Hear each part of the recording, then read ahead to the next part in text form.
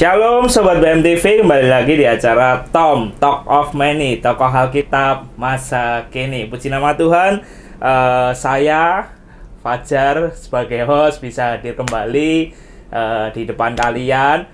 Gimana nih kabarnya Sobat-Sobat BMTV, dimanapun kalian berada? Pastinya luar biasa kan? Amin saudara? Amin ya.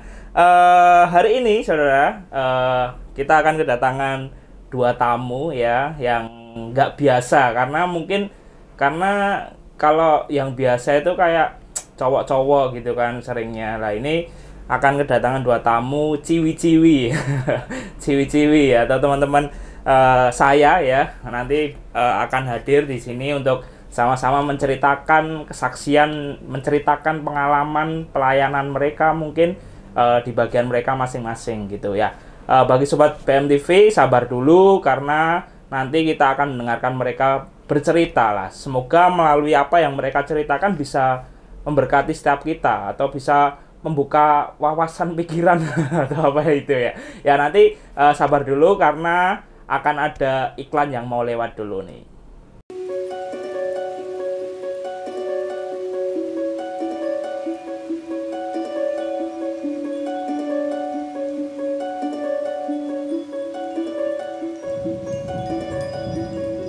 Dikejar deadline, tapi inspirasimu tidur.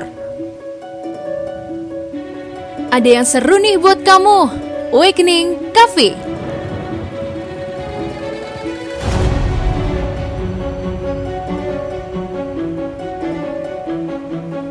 Awakening Cafe bakal bangunin inspirasimu. Caranya gampang banget, tinggal kunjungin booth Awakening Cafe di Jalan Kabut nomor 99 RT 1 RW 23 Panggungrejo, Jebres, Surakarta. Bisa dipesan lewat Gojek juga loh. Awakening Cafe keeps you awake. Iklan ini dipersembahkan oleh Berita Mujizat TV.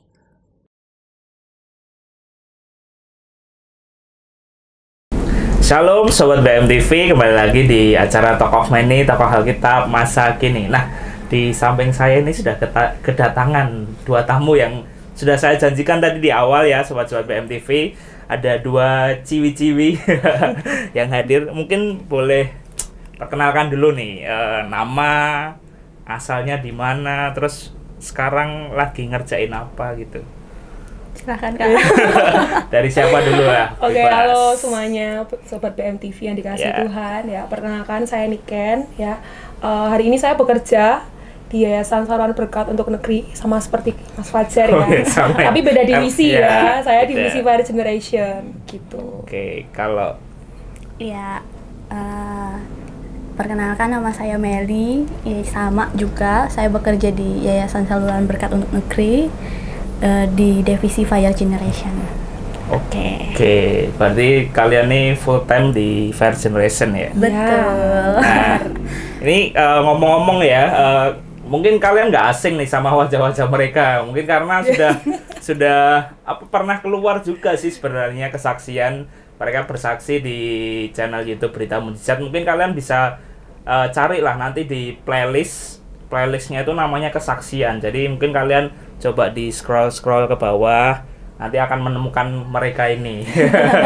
Akan menemukan mereka lah. Mungkin karena ini sahabat, saya mengundang mereka ini mungkin akan ada cerita yang baru, mungkin yang mungkin waktu itu belum diceritakan. Jadi di sesi ini ya, di acara Talk of Many akan diceritakan gitu. Nah, ini diundangnya Niken sama Meli ini karena ketika kemarin baca Alkitab gitu kan, ada satu tokoh Alkitab yang bisa dibilang nggak biasa gitu, karena tokoh Alkitab ini tuh perempuan ya, dia perempuan, namanya tuh Deborah gitu kan.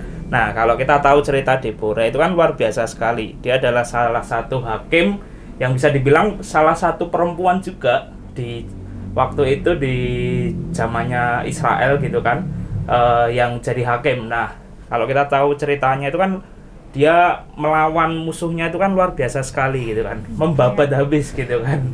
Ya itu cerita yang sangat luar biasa lah. Ini kan kedatangan dua tamu kita, Niken dan Meli ya. yang tidak kebetulan juga mereka juga perempuan. Gak kebetulan ya. Karena sudah ditakdirkan Tuhan. Karena mereka juga perempuan. Nah, ini kita mau dengar nih. Siapa tahu mungkin cerita Deborah yang dia melawan musuh-musuhnya juga mereka alami juga mungkin gitu, melawan musuh gitu kan. Mungkin pertanyaan pertama langsung aja nih ya. Kan kalian tadi kan kerja di Fire Generation. Iya. Cuman lebih detailnya itu apa sih, pelayanan apa yang kalian kerjakan saat ini? Maksudnya di bagian apa, ngapain gitu loh. Oke ya, saya dulu aja deh ya.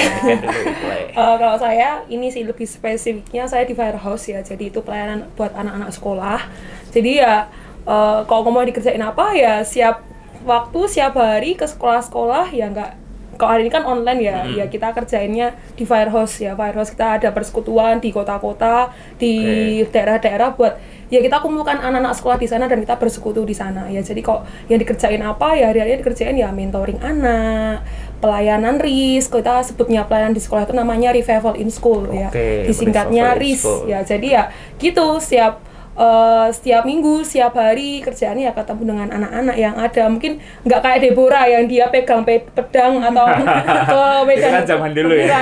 Enggak ya, tapi hari ini ya pedangnya apa? Pedangnya firman Tuhan kan. Ya, kita datang ke anak-anak, mentoring satu demi satu gitu sih mungkin kalau hari-hari ini. Tadi kan ngomong Firehouse itu kan ada di kota-kota lah. Ya. Itu kota-kota mana aja sih? Di Solo Raya ada semua. Solo Raya tuh mungkin ada ya? Oh ya, tahu ya. Ada kalau di Solo Raya tuh ya ada Klaten ya, Klaten. Saya di Klaten ya. Ada Klaten, ada Kartasura, ada Colomadu, ada Kartasura sama Colomadu jadi satu ya. Terus ada Mbibes ya. Mbibes itu kelurahan sih ya, bukan kota, kelurahan ya. Mbibes itu di Solo ya? Iya, Mbibes itu di Solo. Terus ada lagi di Sukoharjo ya, punya Meli Sukoharjo, ada Keratonan, ada Solo Baru, terus ada di Jakarta juga dan ada di Kalimantan. Jadi ada di pulau-pulau juga sih, ada di Sumatera, ada di Ambon, ada di Surabaya seperti itu. Berarti sudah banyak ya Mas ya. Banyak, ya, kota-kota. Kalau Meli? Kalau saya ya, saya di lebih spesifiknya itu di Fire Mission di keluarga suku. Fire Mission itu apa nih? Mungkin boleh dijelaskan sedikit ini. Mungkin teman-teman kan nggak tahu. Ya, orang-orang yang bergerak untuk pelayanan suku, pelayanan misi, yang punya hati untuk pulau-pulau, dan situ bagian saya. Dan bukan hanya di Fire Mission juga ya, saya juga pelayanan di Firehouse Sukoharjo, melayani anak-anak sekolah juga. Selain di membangun komunitas di keluarga suku, saya juga belajar untuk memiliki hati untuk di tempat ini ya, di Jawa. Seperti itulah. Tadi kan belum diceritakan ya, asalnya dari mana nih kalian? Saya asli orang Jawa ya, orang Klaten. Orang Klaten, tapi yayasannya kan di Solo Sukoharjo gitu kan. Kalau Meli asalnya dari mana? Kalau asalnya ya dari Kalimantan Tengah, tapi ya tinggalnya di Solo. Oke. Berarti ini beda-beda kota guys. Kalau saya asli Solo ya. Terus lanjut pertanyaan nih, kenapa sih kok kalian tuh mau mengerjakan ini? Maksudnya kalian mau mengerjakan Firehouse, kalian mau mengerjakan Fire Mission itu kenapa? Boleh diceritakan nggak sih? Silakan Kak Meli. Dari Meli dulu ya, gantian ya. Ya. Coba. Kalau ditanya kenapa, ya pastinya karena Tuhan yang panggil ya. Kalau bukan karena Tuhan yang panggil ya sebenarnya nggak mau. Buat apa sih ya capek-capek mengerjakan banyak hal di masa muda seperti ini, apalagi perempuan ya. Yang super ribet dan banyak maunya. Tapi ada satu hal kenapa sih saya secara pribadi mau untuk mengerjakan hari-hari ini di Fire Mission, di Firehouse Sukoharjo dan yang lain-lainnya. Ya karena ada hati Tuhan yang Tuhan taruh dalam hidupku, dan itu yang membuat aku mau ya. Dan dalam firman Tuhan dan ada statement juga ngomong kayak gini, bukan orang yang mampu tapi orang yang mau. Nah, dan saya ambil kata-kata itu dan saya imani ya, saya hari ini mengerjakan itu semua dan mau mengerjakan itu semua. Karena apa? Karena Tuhan yang panggil. Kalau lihat dari kekurangan sih banyak ya. Kekurangan banyak, tapi ya Kalau Tuhan yang menyertai, kalau Tuhan yang tuntun setiap kehidupan kita, pasti bisa, pasti mampu. Seperti itu sih. Oke. Kalau dari Kak Niken, Ya kalau ngomong alasan sama sih ya sama Kak Meli ya, karena hati Tuhan loh. Kan berawal dari kenapa saya di Firehouse ya, karena emang dulu ketika pertama kali saya bertobat ya, Tuhan panggil saya itu ya untuk mengerjakan sekolah-sekolah ya. Saya bertobat di sekolah, di doa sekolah, dan itu membuat ya Tuhan taruh hatinya di sana. Tuhan taruh hati Tuhan itu di hati saya ya buat sekolah-sekolah, dan itu yang buat sampai di hari ini ya banyak alasan buat berhenti mengerjakan ya. Ada banyak alasan buat ya udahlah nggak usah ngerjain Firehouse, udahlah nggak usah aris, udahlah nggak usah mengerjakan ini semua, nggak usah ketemu dengan anak-anak. Tapi kan ya itu alasannya cuma satu, buat kita terus berjalan ya, karena hati Tuhan dalam setiap hidup kita itu yang nggak bisa nggak bisa membuat kita berhenti lah. Itu sih kalau dari saya. nah ini kan luar biasa sekali ya, dengar cerita dari kedua teman kita Meli dan Niken ini benar-benar sangat memberkati. Padahal baru secuil nih ya, baru secuil cerita, belum nanti cerita yang mungkin lebih detail gitu kan. Tapi buat sobat-sobat BMTV sabar dulu, karena kita mau ada iklan yang mau lewat dulu nih.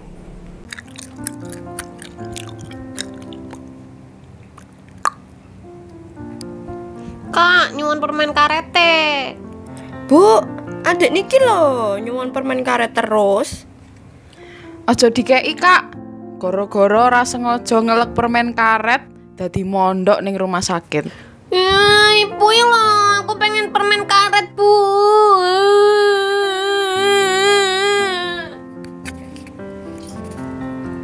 Bu, nek kowe dadi aku piye? Ya wegah Bu, aku sampeyan yo sampeyan. Durung rampung leng ngomong Bu.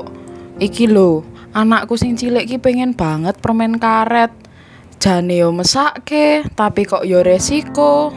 Lah mbok dikei to Bu. Lah kae mondok ning rumah sakit suwe lho Bu. Trauma aku dadian. Dadi wong ki mbok kaya aku ngene lho Bu, solutif. Kae lho, ning Jalan Dr. Sutomo Solo ana es Bangjo, dodol es permen karet. Wes ra perlu wedi neh. Iki nek dilek, ngelake dadi ilang dan ra mungkin mlebu rumah sakit. Malah rasane kaya mlebu ning kolam renang Bu, saking segere. Nyat sampean iki pancen oh ye. Hadir di kota Solo pelepas dahaga dan pemuas rasa lapar. Es Bangjo menghadirkan es abang, kuning, ijo dengan rasa permen karet, Thai tea, dan green tea. Harganya ramah sama kantong loh. Semua makanannya di bawah 10.000. Murah kan? Tunggu apa lagi? Segera merapat ke Es Bangjo yuk! Di Jalan Dr. Sutomo nomor 19, Penumping, Lawean, Surakarta. Alamat Es Bangjo juga tersedia di Google Maps. Es Bangjo, sahabat dompetku. Iklan ini dipersembahkan oleh Berita Mujizat TV.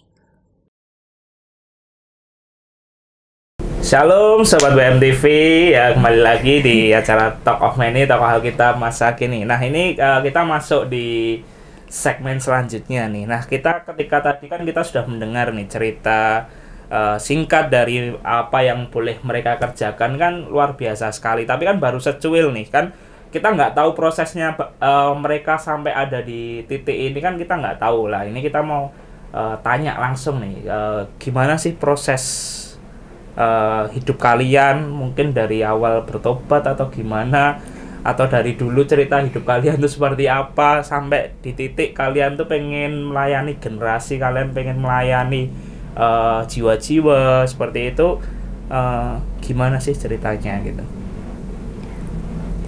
Sweet dulu boleh, sweet. Sweet dulu boleh ya. Apa tadi pertanyaannya Kak? Prosesnya sampai di titik ini tuh gimana sih kalian tuh? Ya, kalau ngomong tentang proses ya panjang sebenarnya. Iya, panjang banget dari awal pertobatan dan bagaimana Tuhan panggil hidup saya buat melayani, khususnya juga buat generasi ini, dan ya saya mau ngambil bagian itu. Ya, awal-awal sih sebenarnya saya bukan orang yang terpanggil jadi hamba Tuhan atau orang yang melayani. Jauh daripada itu semua. Wes, saya mau jadi orang yang biasa aja. Orang biasa. Ya? Orang biasa aja yang udah ke gereja, habis itu pulang, nggak ngapa-ngapain, ya cuma datang, sekedar datang dan ya udah nggak mau melayani dan banyak hal. Tapi ada sesuatu hal yang benar-benar yang saya rasakan, yang namanya proses ya.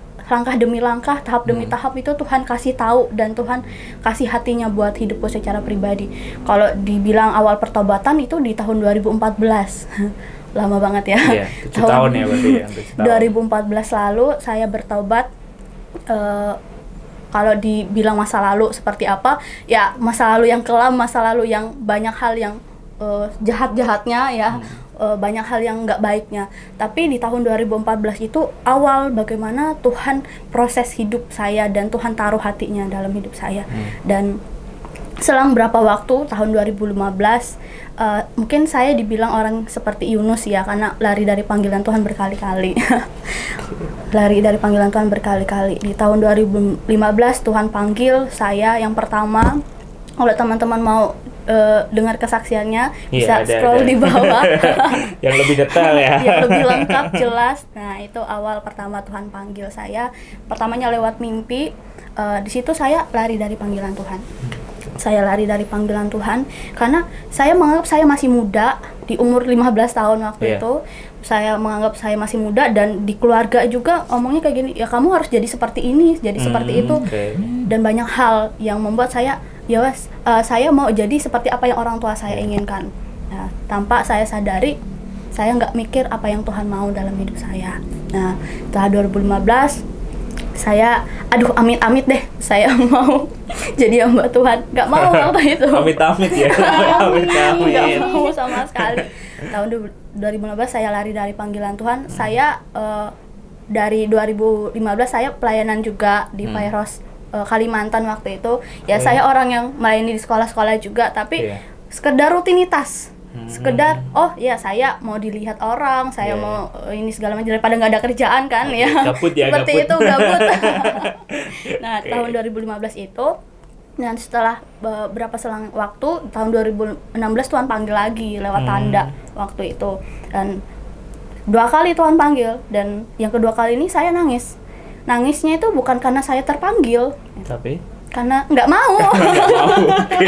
Tuhan, aku nggak mau gitu, aku nggak mau. Ya. Karena masih muda Tuhan, dan saya bilang juga kan, kalau ngomong tentang perempuan banyak maunya, banyak ininya segala macam. Saya perempuan, saya mau jadi seperti ini, seperti yang orang tua saya mau. Dan seperti itu tahun 2016, 2 kali lari dari panggilan Tuhan. Dan yang ketiga kali nih mau lari dari panggilan Tuhan, udah saya mau jadi orang biasa aja. Ya, saya mau jadi orang biasa. Udah selayaknya hidup seperti manusia biasa. Saya nggak mau macam-macam, saya nggak mau aneh-aneh. Udah mau lari dari panggilan Tuhan, tapi ternyata di titik terendah Tuhan panggil saya. Dan di situ ternyata mengubah segalanya, mengubah respon hati saya, mengubah cara pandang saya, mengubah tujuan hidup saya, mengubah semuanya. Dan di tahun 2018 itu, dari titik terendah, kalau bukan karena Tuhan, mungkin saya nggak ada di tempat ini. Karena waktu itu saya udah mau lari, udah mau pergi, tapi apa yang Tuhan lakukan? Tuhan tarik hidup saya. Tuhan tarik hidup saya sampai saya ada di tempat ini dan mengikuti panggilan Tuhan. Itu panggilan Tuhan yang hari ini kenapa saya ada sampai hari ini ya. Tuhan tunjukkan kasih setianya, Tuhan tunjukkan janjinya, Tuhan tunjukkan mujizatnya malah. Masa saya secara manusia nggak bisa lihat itu semua, saya nggak bisa secara manusiawi ini, bukan secara rohaninya belum gitu, tapi secara jasmaninya udah lihat mujizat Tuhan. Dan masa saya melalaikan lagi dan lari dari panggilan Tuhan lagi. Dan itu yang membuat saya nggak bisa lari dari panggilan Tuhan. Kalau hari ini Tuhan suruh saya ngerjakan ini, Tuhan suruh ngerjakan itu, Tuhan suruh saya bertahan. Kalau dibilang tadi Mbak Niken ngomong udah berkali-kali mau berhenti rasanya gitu. Tapi nggak bisa. Kenapa? Saat mau pergi itu kayak ada rasa nggak ada damai sejahtera di hati. Rasanya kayak ada tarikan-tarikan. Nah, kamu tuh nggak bisa pergi, kamu nggak bisa lari. Nah, itu proses panggilan sampai saya ada di tempat ini mengerjakan fire mission, punya hati untuk suku-suku karena Tuhan yang taruh hati itu, punya hati untuk anak-anak sekolah, punya hati untuk apa yang Tuhan hari ini sudah percayakan dalam hidup saya secara pribadi. Seperti itu, Kak. Ya, luar biasa sekali ya. Merinding ya dengan ceritanya tuh merinding gitu kan. Kalau lanjut nih, kalau Mbak Niken gimana nih? Apa ya? Ya mungkin sama ya sama Kak Meli. Cita-cita saya juga bukan hamba Tuhan, saudara ya. Mungkin ya nggak tahu sih ya. Tapi saya dulu ketika saya sekolah ya, bahkan ketika saya kecil pun, sekalipun saya tinggal di lingkungan yang gereja ya, saya tinggal di gereja sewaktu kecil, tapi sejak kecil saya tidak mau ya, saya tidak mau jadi pendeta, saya tidak mau jadi hamba Tuhan, karena bagi saya, kenapa sih ya, ada sesuatu lah, saya punya cita-cita saya sendiri waktu itu, saya punya sesuatu yang emang saya kejar waktu itu, dan saya selalu doakan itu. Apa itu? Malu ya, malu jadi. Gak apa-apa, ini kan cerita nih. Mungkin jadi dokter ya, mau jadi dokter jadi dulu. dokter. Ya mungkin, ya aduh kan kalau SD kan mesti semua anak ditanyain mau jadi apa, jadi apa dokter. Apa yang kalian kerjakan kan jadi dokter nih, menyembuhkan. Menyembuhkan hati yang terluka. Oke, lanjut. Ya, oh ya bener ya, berarti mungkin dokter yang dimaksud Tuhan tuh yang ini ya. Dokter rohani. Oke ya, jadi ya dulu waktu SMA itu ya mesti kok ditanya mau jadi hamba Tuhan ya enggak ya, emang punya hati buat sekolah, punya hati buat generasi, tapi bagi saya ya udahlah itu ya ketika aku sekolah ya udah emang itu kewajibanku, tapi bukan untuk suatu panggilan yang lebih besar. Tapi seiring berjalannya waktu ya, hari demi hari ketika saya berjalan semakin Meli tadi kan ngomong kan, semakin ya Tuhan kasih tanda, Tuhan kasih banyak tanda, tapi saya tidak pernah gubris ya. Saya tidak pernah gubris, saya cuma jalan-jalan aja, tapi saya tetap kejar cita-cita saya tetap jalan di apa yang saya mau loh, saya maunya ini ya, saya tetap jalan di sana juga sampai sampai akhirnya di mana emang dan tidak bisa lagi ya, Tuhan ngomong dah, dan ya tidak bisa lagi saya tahan loh. Kok Tuhan dah ngomong ya, kok Tuhan dah kasih sesuatu dalam hati saya tuh tidak bisa tahan itu ya, sampai akhirnya saya ingat 2020 awal saya ketemu dengan beberapa orang ya, dengan Mbak Arinda ya. Kalau nonton ya, saya ketemu dengan Mbak Arinda ya, saya di rumahnya ya, saya cerita, saya cuma cerita dan saya ngomong bahwa Mbak, saya dipanggil Tuhan buat generasi ini ya. Saya dipanggil Tuhan di generasi ini untuk melayani dan sebagainya, sampai akhirnya waktu itu malam itu saya di altar call ya. Malam itu saya di altar call di rumahnya ya. Saya di altar call sampai akhirnya oke lah ya, waktu itu saya meneguhkan hati saya buat saya mau berikan hidup saya sepenuhnya buat Tuhan. Saya mau berikan hidup saya sepenuhnya untuk ya saya melayani ya. Sampai akhirnya waktu itu oke lah ya, saya ingat di awal tahun 2020 bulan Januari waktu itu ya, bulan Januari saya ingat saya berdoa waktu itu sama Mbak Arinda, dan saya putuskan buat saya mau berikan hidup saya sepenuhnya buat saya full time waktu itu. Sampai akhirnya enggak berhenti di situ, ketika saya pulang ke rumah saya ngomong sama orang tua saya ya, responnya pertama kali ya aku sekolah kayak kowe. Kamu udah disekolahin sampai di hari ini habis biaya banyak, terus kamu mau jadi hamba Tuhan begitu saja ya, kamu mau tinggalkan itu begitu saja ya. Mesti responnya enggak baik awal-awal ya, responnya enggak baik karena ya banyak lah, kok kamu jadi hamba Tuhan makannya gimana, harus nanti keluarga gimana lah, seperti itulah. Karena waktu itu saya itu anak yang paling dibanggakan di keluarga ya. Saya anak yang paling dibanggakan di keluarga, bahkan dari semua cucu-cucunya eyang saya ya, nenek saya tuh yang paling dibanggakan waktu itu ya.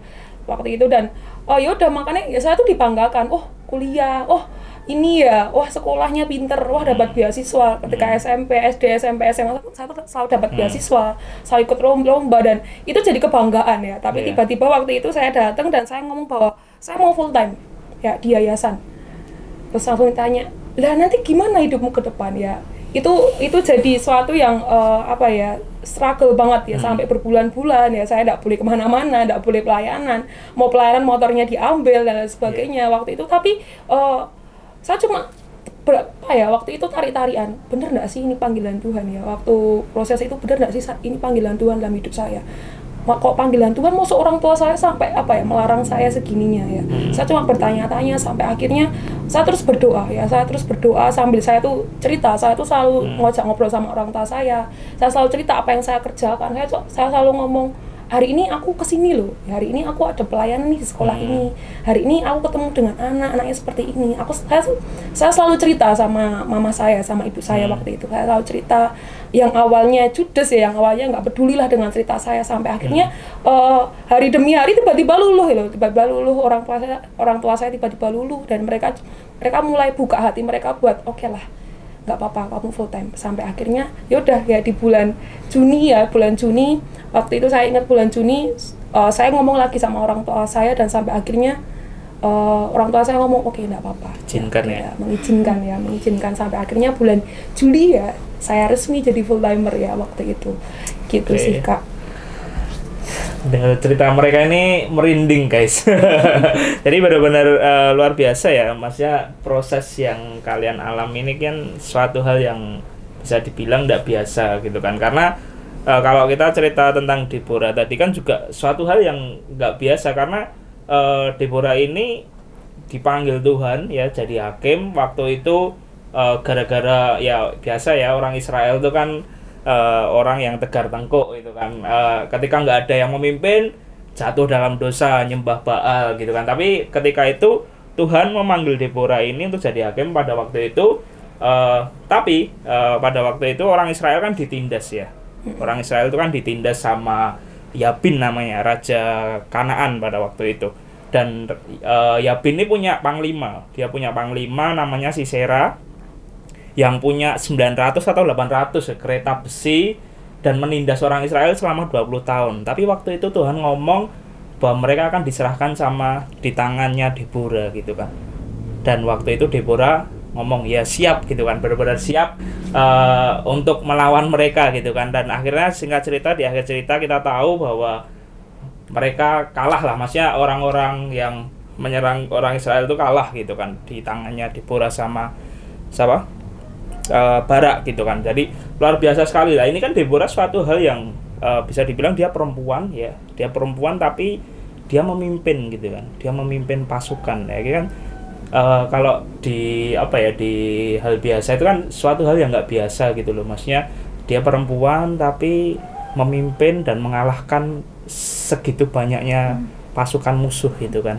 Lah kalau ini kan kalian juga perempuan nih, maksudnya suatu hal yang mungkin kalau saya cowok gitu kan, kalau dapat proses kan kadang tuh biasa gitu kan, maksudnya cuek, lebih ke cuek. Kalau kalian mungkin nangis berminggu-minggu mungkin gitu kan. Ketika kalian dapat proses, kalian mau full time aja banyak yang harus kalian lalui gitu kan, melalui keluarga ya. Walaupun saya juga ngalami gitu kan di keluarga saya, walaupun orang tua ya nggak dukung, tapi kan saya udah terbiasa karena cuek ya mungkin ya, karena saya ya udahlah santai aja gitu, dibawa santai gitu kan. Tapi kan mungkin kalian tuh kan beda prosesnya. Nah ini kan luar biasa sekali ya, patut dikasih aplaus gitu. Nah kita ngomong nih kalau kalian ini kan perempuan ya, pernah nggak sih mungkin dibanding-bandingin atau apa ya, mungkin sama kaum laki-laki dibandingin, maksudnya kalau dalam hal pelayanan kalian bisa apa gitu loh, bisa apa? Pernah nggak sih kayak gitu? Ada nggak? Kalau nggak ada ya nggak apa-apa sih, cuman tanya aja ini. Kalau dibandingin sih enggak ya Kak ya. Iya, kalau dibandingin enggak ya. Disamain tapi. Oke, malah disamain ya. Aduh. Jadi disamain sama cowok-cowok ya. Karena mereka udah luar biasa sekali. Berarti nggak pernah ya, Meli sama ini kan nggak pernah ya? Kalau dulu ya sebelum di Kalimantan ya, Kalimantan, orang tua tuh selalu bilang gini, kamu tuh cewek, kamu tuh perempuan, masa bisa sih kamu tuh pelayanan sendirian? Ya, waktu itu kan saya pernah mencoba untuk mission trip sendiri waktu itu kan di Kalimantan Tengah, di pelosok. Saya memberanikan diri karena saya pengen rasain gimana rasanya pelayanan misi itu seperti apa, karena benar-benar hati Tuhan waktu itu aku pengen kesana gitu. Waktu itu pelosok desa, nggak ngerti apa-apa. Orang tua tuh bilang gini, kamu bisa nggak? Kamu bisa sih. masa bisa sih gitu, masa bisa sih aku kan perempuan sendirian, takut ini takut itu segala macam kan, banyak was nih kan, karena perempuan udah masih muda kecil ya perempuan sendirian segala macam, dibedakan dan ngerasa seperti itu, kayak rasa waduh kok jadi ragu nih, kok jadi terintimidasi nih, karena apa, statement orang tua aja seperti itu, karena kamu tuh perempuan, tapi dalam hati saya, ya kan Tuhan ciptakan kita sama, segambar dan serupa, nggak ada bedanya. Kalau Tuhan yang suruh, kalau Tuhan yang menyertai, pasti akan Tuhan genapi janjinya untuk apa yang Tuhan sudah percayakan dalam hidup kita. Ya dibedakannya seperti itu sih ya, lebih tepatnya. Tapi kalau dibedakan sama orang tua, sama teman pelayanan nggak ada bedanya. Nggak ada bedanya kalau sama teman pelayanan. Sama teman pelayanan nggak ada bedanya, sama aja guys. Jadi gini, mungkin kan kalau kalian kan perempuan, mungkin kan kalian melayani itu kan kalian ke kota-kota, kalian bahkan ke pelosok-pelosok kayak gitu kan. Ada nggak sih hal cerita terberat kalian yang kalian alami? Maksudnya apa, ada cerita apa yang mungkin kalau aku sama Meli kan pernah ingat ya, karena saya pernah ke Bentot gitu kan. Saya ngalamin sendiri gitu kan, bagaimana suasana Bentot itu seperti apa gitu kan, di daerahnya Meli, tempat tinggalnya Meli ini benar-benar ya apa ya, karena kan saya dari kota gitu kan, maksudnya kesana itu bukan mengejek ya guys, tapi benar-benar apa ya, untuk perjalanan sampai ke Bentot tuh benar-benar nggak ada lampu, kanan kiri pohon semua gitu kan, jadi berkilo-kilo, dan itu benar-benar ya horor gitu loh, kalau apalagi malam-malam kalau pelayanan gitu. Mungkin ada nggak sih cerita yang terberat atau yang kalian ada nggak? Mungkin nggak seserem Meli ya. Nggak seserem Meli ya, kayak ya harus bolak-balik ke Bentot tanpa lampu ya. Tapi mungkin kalau ngomong berat apa ya, karena mungkin ya dulu waktu awal sih mungkin berat sekali ya, ketika harus bolak-balik ke sekolah-sekolah ya. Dulu tuh waktu sebelum pandemi itu bener-bener hampir setiap minggu itu pergi ke Semarang naik motor ke Semarang buat RIS ya. Tapi apa ya kalau ngomong berat, tapi itu jadi sebuah sukacita sampai di akhir, sampai pada akhirnya tuh sesuatu saya mungkin nggak enak, kehujanan, ban bocor ya, kalau kita sering dengar cerita itu berkali-kali. Sudah jadi hal yang biasa. Iya, udah biasa, malah jadi guyonan ya, jadi sukacita tersendiri buat siap kita. Makanya kalau ngomong hal yang berat ya mungkin banyak, tapi ya kerasa nggak kerasa sih sebenarnya ya, karena itu mungkin awal-awal ya, mungkin kerasa beratnya waktu sampai di hari ini karena belum terbiasa. Karena sudah terbiasa jadi sampai di hari ini ya ketawa aja ya, ban bocor diketawain. Nggak bocor dibocor sendiri. Ban bocor ya diketawain aja ya. Turun mesin ya. Janganlah, turun mesin jangan, habis nanti uangmu. Itu kalau Meli ada nggak? Kalau ngomong tentang berat-beratnya banyak sih ya, apalagi Mas Fajar bilang di Kalimantan ya, sebelum saya kesini ngerti sendirilah kondisi di tempat saya seperti apa yang sudah diceritakan. Dulu juga pernah nganter anak-anak malam sendirian, gelap. Kadang ada juga motor yang rusak, lampunya nggak ada, bermodalkan HP ya, senter HP seperti itu. Dan ada juga tempat anaknya yang jauh dan kehujanan dan segala macam. Tapi di situ diajarin tentang bayar harga itu loh, yang membuat kita bisa melewati segala sesuatu bersama dengan Tuhan. Dan kayak rasa ini ya bebannya Tuhan. Dulu itu Tuhan lebih parah daripada ini gitu. Tuhan Yesus mati menyelamatkan setiap jiwa-jiwa sampai banyak berdarah-darah dan segala macam. Kita belum berdarah-darah, masih kedinginan, mungkin nggak lihat jalan segala macam. Tapi itu sih mungkin kalau sekarang bisa dibandingin, itu jadi suatu hal yang biasa ya bagi kita ya. Karena sepele. Dan setelah ngelihat kondisi Kalimantan kan, saya juga ikut mission trip ke NTT waktu itu kan. Dan saya nggak cuma ngelihat kondisinya Kalimantan, tapi saya juga ngelihat kondisinya NTT waktu itu di pelosok desanya. Waktu itu nggak ada air, waktu itu susah cari air dan segala macam. Dengar cerita-cerita yang luar biasa.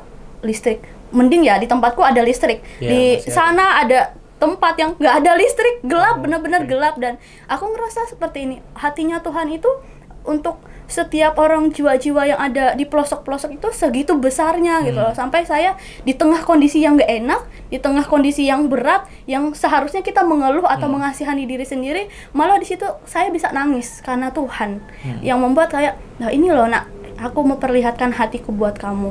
Nah, di tengah kondisi yang nggak enak, yang berat segala macam, Tuhan ajarin malah. Tuhan ajarin sampai apa? Sampai sekarang jadi suatu hal yang biasa. Malah kita mana sih yang yang berat lebih lagi gitu loh. Dan ngelihat saat kita di proses seperti itu, melihat orang-orang lain yang mungkin baru diproses seperti yang kita dulu sebelum kita ada di titik ini, mengeluh sedikit aja kayak apa sih ya, kita dulu tuh lebih parah loh kayak gini segala macam. Tapi ya itu namanya proses demi proses, Tuhan ajarin tahap demi tahap sampai kita level sampai apa yang Tuhan mau. Sampai sekarang bersyukur jika kita mengalami hal-hal yang berat. Karena apa? Ini kesempatan buat kita jadi seperti Kristus. Kapan lagi sih kita jadi seperti Kristus kalau nggak sekarang? Dan ini waktunya buat kita ambil bebannya Tuhan. Kita sering bilang, kita sering datang sama Tuhan, kita ini bebanku Tuhan. Dan di firman Tuhan sering ngomong juga, datanglah kepadaku yang letih lesu dan beban berat, aku akan berikan kelegaan kepadamu. Tuhan Yesus itu setia dan Tuhan tidak pernah meninggalkan kita. Tapi pernah nggak sih kita ambil bebannya Tuhan? Bebannya Tuhan tuh apa sih? Jiwa-jiwa. Bebannya Tuhan apa sih? Mengerjakan apa yang hari ini Tuhan percayakan dalam hidup kita. Dan ya itu, dan ya udah itu. Ayo gitu loh, buat kita semua ya, meskipun perempuan, meskipun muda, itu bukan jadi alasan buat kita nggak bergerak, tapi itu jadi motivasi kita untuk apa? Di kelemahan kita ternyata Tuhan itu bekerja dan Tuhan itu selalu menyertai, seperti Deborah tadi kan. Seperti itu. Emang nih dua ciwi-ciwi ini luar biasa sekali ya, maksudnya mereka ini walaupun mereka ini masih muda loh. Umur berapa tuh kalian? Ini kan berapa? 17. 14. Aku 13 ya. Umurnya 24. Ini kan 24, Meli 21 mau 22. Mau 22 nih. Jadi bisa dibilang mereka masih muda tapi sudah ya sebegitu pelayanannya, gilanya untuk melayani jiwa-jiwa. Jadi benar-benar luar biasa sekali nih. Walaupun mereka perempuan tapi ya ini sudah tahan banting, saudara. Ban bocor, kehujanan, itu sudah hal yang biasa lah ya. Karena ya emang itu proses yang memang harus kita lalui ya, karena kita pelayanannya di kota-kota. Karena mungkin kita belum ada mobil ya naik motor gitu kan. Itu motor sini Semarang 2 jam, 3 jam itu sudah jadi hal yang biasa. Apalagi kalau ke Pati, ke Bolora, ke Demak itu dulu 4 jam, 5 jam itu sudah hal yang biasa. Karena ya sudah, ya ini karena mereka sudah setia melayani itu. Dan mau tanya lagi nih, suka duka kalian ketika melayani itu apa aja sih? Maksudnya pernah sukanya itu apa, dukanya itu apa? Mungkin boleh diceritakan keluh kesahnya. Enggak keluh kesah ya. Suka duka. Siapa dulu, Mbak? Kamu. Oh ya. Suka duka. Kalau sukanya sih bersyukurnya saya itu ya seperti kita kemarin yang ngomong sama Niken. Kita tuh mudah sayang sama anak-anak. Sama jiwa-jiwa. Sukanya adalah kita bisa ada di bagian mereka, ngerti hidupnya, dan kita menuntun mereka sampai jadi seperti apa yang Tuhan mau. Itu sukacita yang nggak bisa dibandingin sama yang lain. Karena apa? Karena kita menangin jiwa nih, kita memproses dia, kita jadi jembatan buat anak ini yang ya itu nggak bisa digantikan sama apa-apa. Itu sukanya sih. Karena kalau ngomong tentang banyak hal tentang keberhasilan pelayanan segala macam, ya titiknya itu adalah kita bisa berjalan bersama dengan anak ini dan bisa berjalan bersama dan proses bersama sampai jadi seperti Kristus. Itu sih, karena kan awalnya memang itu ya tujuan hidup kita, hal yang harusnya kita jadi seperti Kristus, dan kita ajak anak ini ya, anak demi anak supaya sama jadi seperti Kristus yang Tuhan mau dalam hidupnya. Itu sukanya. Kalau dukanya ya dukanya apa ini dukanya? Kalau dukanya sih ya banyak sih ya, banyak juga. Kalau duka ya kita udah ada yang kehilangan anak juga kan, udah nggak berjalan bareng, banyak sih ya ngelihat seperti itu ya, sedih sih. Ada juga ngelihat seumuran kita juga yang dulunya pernah jalan bareng udah pada pergi dan segala macam, itu duka juga gitu. Dan yang membuat balik lagi ke tujuan utama, kita bareng-bareng berproses berjalan bersama dengan Tuhan untuk jadi seperti Kristus. Tapi kalau udah nggak jalan bareng lagi, itu rasanya kayak ya sedih. Rasanya sedih. Meskipun ya terkadang ya panggilan kita kan beda-beda, ada yang jadi hamba Tuhan, ada yang di mana-mana lah sebanyak hal. Dan ya mending kalau hidup di dalam panggilan Tuhan. Tapi kalau udah lari dan pergi dan udah nggak tahu lagi di mana, itu rasanya sedih sih. Itu sih kerinduan hati saya secara pribadi untuk sama-sama kita melayani Tuhan, bukan untuk lihat pekerjaannya. Ya kalau ngomong tentang pekerjaan banyak ya.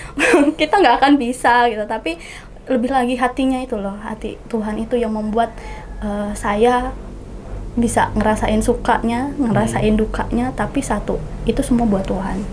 Dan serahkan semuanya sama Tuhan. Ya. Makasih ya Mel. Iya, sama-sama. Kalau Kak Niken? Iya Mel, udah kejawab sih sama apa yang diomongin Meli ya, karena kemarin kan kita juga cerita kan, kemarin kita share juga, sharing. Dan ya emang sama, apa sih sukacita kita ketika kita mengerjakan ya? Ya hiburan kita ya, yang menjadi sukacita kita ketika kita mengerjakan generasi, kita mengerjakan apa yang Tuhan percayakan ya. Ketika kita kesana, ketika kita ketemu dengan anak-anak yang ada, gampang sayang ya, gampang sayang dengan anak-anak, baru sekali ketemu aja ya udah bener-bener ya apa ya, nggak bisa loh, bener ya udah sayang, bener apa sih yang ada dalam siap hidup kita dikasih loh.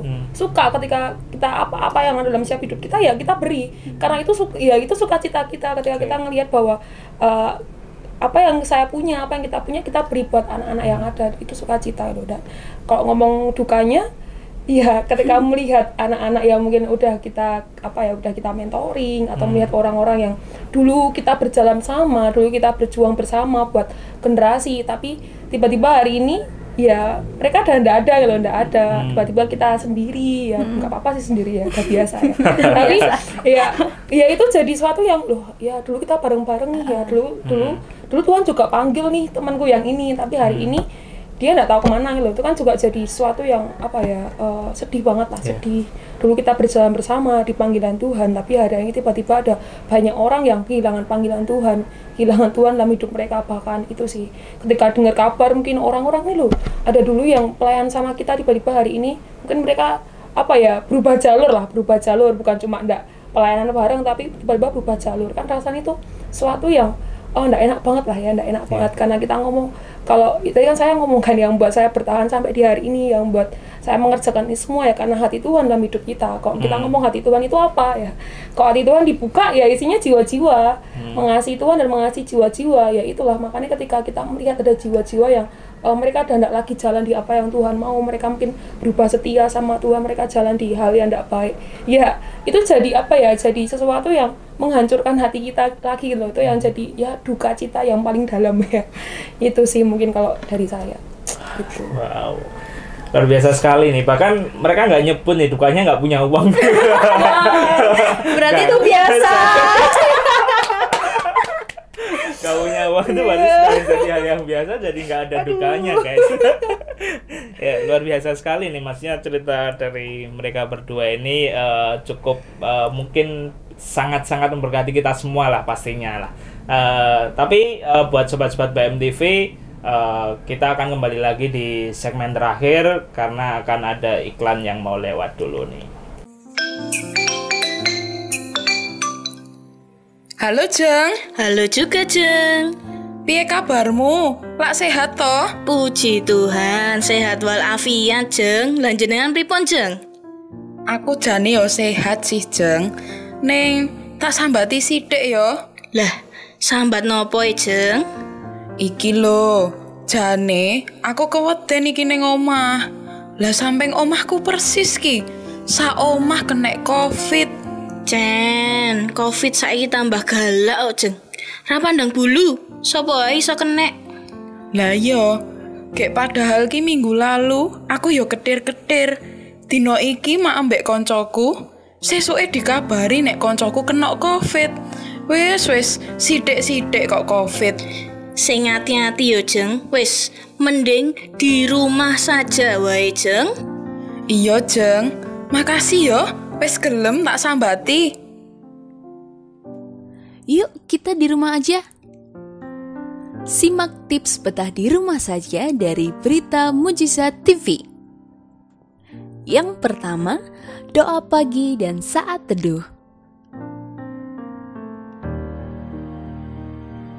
Yang kedua, olahraga. Yang ketiga, berkebun. Yang keempat, masak makanan sehat.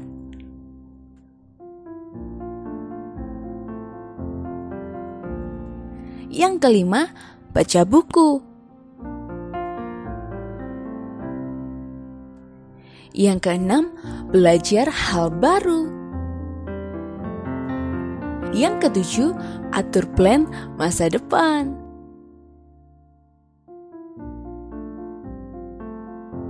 Stay safe dan sebarkan gerakan #di rumah saja. Tuhan memberkati. Iklan ini dipersembahkan oleh Berita Mujizat TV.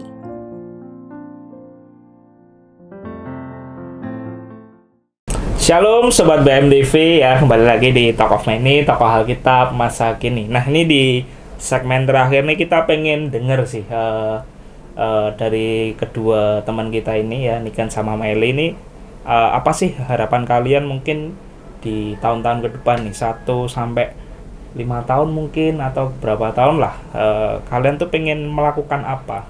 Kalian pengen ngapain? Maksudnya kan kalian pelayanan di sekolah-sekolah, kalian Meli juga ada hati untuk pelayanan misi, terus kalian tuh pengen apa gitu? Ya bisa jadi harapan, mimpi, atau kalian pengen ngapa, boleh lah, silakan lah. Mbak. Apa ya, 1 sampai 5 tahun ke depan ya. Kalau ngomong harapan ya, saya berharap ada banyak orang-orang baru yang lahir ya, ada banyak orang-orang apa ya yang mulai ngerti juga, ada anak-anak di siap sekolah-sekolah, di siap kota-kota yang mereka mulai bangkit dan ngerti panggilan hidup mereka gitu, dan nggak takut buat berjalan ya. Kok ngomong tentang harapan ya itu, terus apa yang akan dilakukan ya, kerinduan saya ya, saya pergi ke pulau-pulau ya. Aduh, aku pengen ke pulau-pulau ya sama kakak Meli ya. Saya juga pengen keliling Indonesia. Buat saya juga bukan cuma melihat hal yang kecil ya. Kalau kita ngomong Solo itu suatu yang kecil, kalau kita ngomong Klaten ya kecil banget ya. Iya, kecil, ya. Tapi saya pengen melihat sesuatu yang mungkin hati Tuhan itu besar ya. Kalau dulu saya ketika sekolah saya diajari loh, oh hati Tuhan ada nih di SMA 3 sekolah saya dulu. Gede lagi saya di kampus, oh hati Tuhan tuh ada di kampus.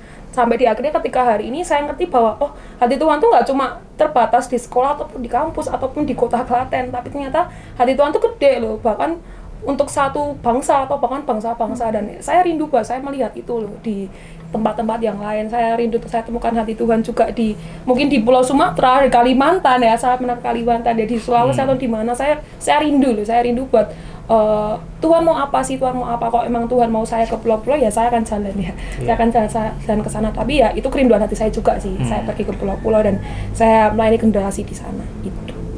Oke, kalau Meli? Kalau aku sih banyak harapan sih sebenarnya, nggak bisa dikatakan satu persatu. Yang pertama, yang seperti Mbak Niken bilang, mengumpulkan orang-orang yang benar-benar memiliki beban yang sama untuk mengerjakan ini semua, karena nggak bisa cuma 1, 2 orang, 3 orang, tapi ayo kita sama-sama bergerak bareng, karena ya lebih banyak orang sebagai keluarga lebih cepat gitu, lebih cepat dan lebih ngerasa bahwa oh kita nggak jalan sendirian, tapi kita jalan bareng-bareng. Itu sih yang harapan yang pertama. Tapi harapan yang kedua, dari dulu saya tuh pengen yang namanya ya keliling, pergi ke pulau-pulau, ke suku-suku di tempat yang saya nggak pernah temui, karena saya mau balas dendam dulu ya. Balas dendam dulu karena dulu saya antisosial, saya nggak suka keluar, saya taunya rumah gereja sekolah.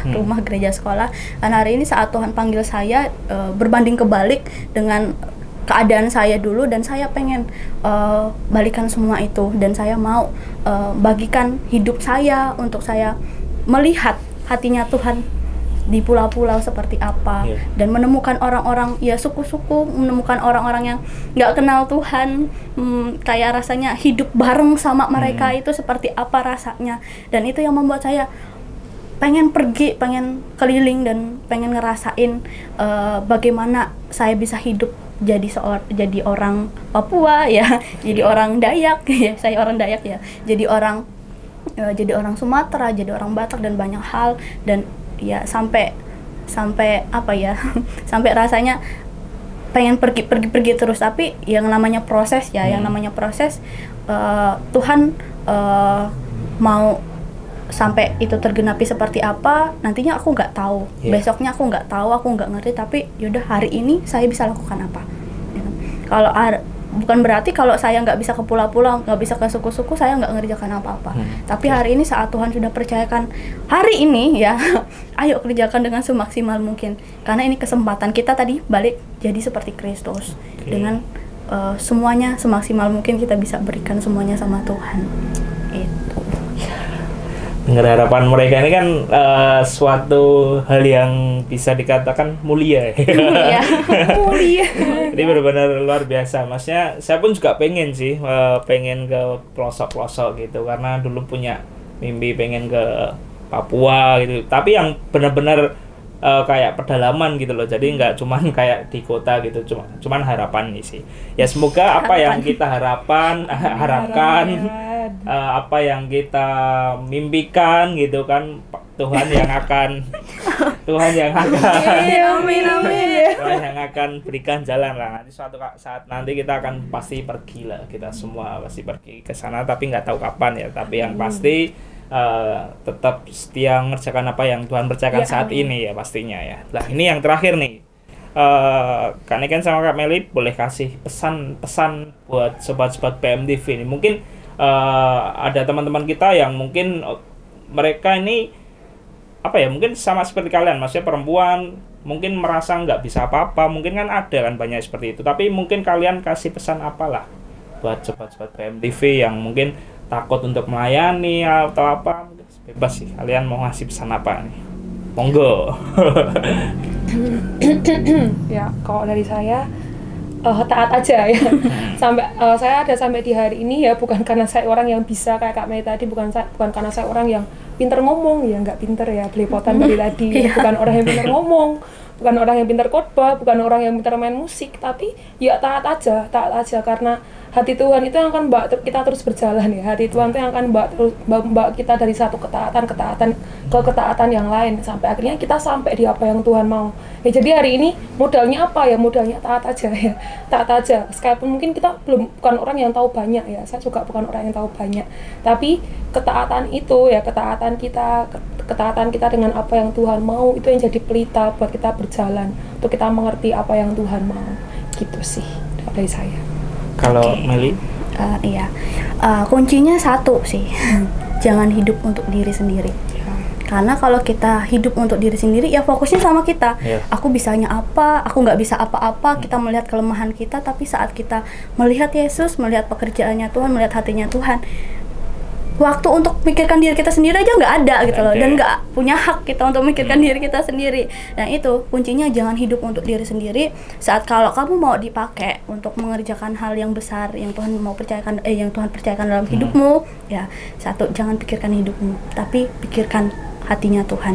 Itu yang bisa buat kamu berjalan dan luar biasa seperti Deborah tadi ya, seperti setiap orang-orang yang luar biasa di luar sana yang mengerjakan panggilannya ya, seperti Kak Niken, seperti Mas Fajar dan banyak hal, orang-orang yang luar biasa itu. Karena apa? Karena hidupnya bukan miliknya lagi, tapi hidupnya adalah milik Tuhan. Itu yang menjadi hati kita jadi penuh dengan pekerjaan Tuhan, hati kita penuh dengan maunya Tuhan, bukan mau kita lagi. Jadi kita nggak ada kesempatan lagi buat mikir, oh jadi itu enak ya, oh jadi itu enak ya, jadi seperti dia tuh enak. Oh, nggak usah pelayanan, nggak usah ini segala macam. Jadi Rafathar enak gitu. Jadi Rafathar. Enggak. Seperti itu. Dan itu tadi fokusnya adalah Kristus, bukan kita. Seperti itu.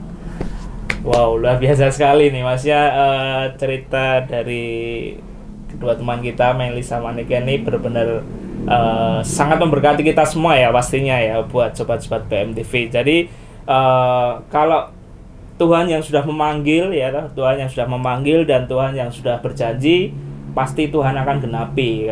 Karena kayak ceritanya Deborah, karena Deborah dipanggil Tuhan untuk jadi hakim dan waktu itu mendapat serangan musuh dan Tuhan ngomong musuh-musuhmu akan kuserahkan di tanganmu gitu kan. Dan di akhir cerita kita tahu ya benar-benar Tuhan berjanji, Tuhan yang genapi, akhirnya musuh-musuh dikalahkan di tangan Deborah gitu kan.